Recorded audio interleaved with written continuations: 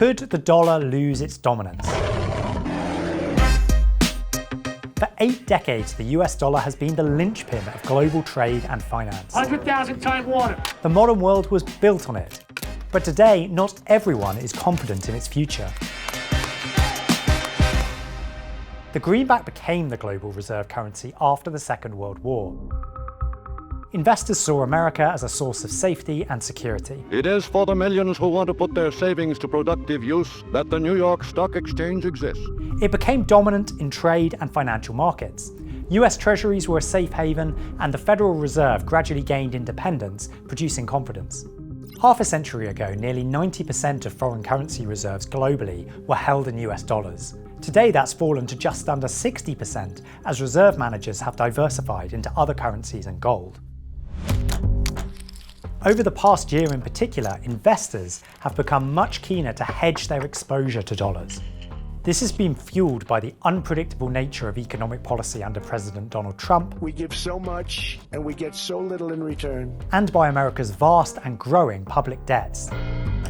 Trump's announcement in April 2025 of tariffs on virtually all of America's trading partners was followed by a big fall in the greenback as investors priced in new risks. Almost a year on, the dollar has yet to recover. It is hard to stop using dollars though.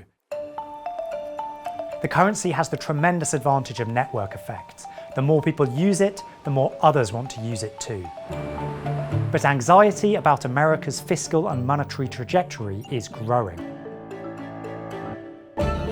That will continue in 2026 as Trump gains influence over the Federal Reserve. Am I allowed to appoint myself at the Fed? I'd do a much better job. Lots of countries resent the power the dollar grants the US over the global financial system. China has moved a lot of its trade into its own currency. The less a country depends on the dollar, the less it must fear American financial sanctions and influence. Even Europe now fears depending too much on American payments firms, and it's trying to build out more of its own financial infrastructure. Dethroning the dollar is exceptionally hard. The greenback's dominance is entrenched and won't disappear overnight. But dominant currencies have been displaced before.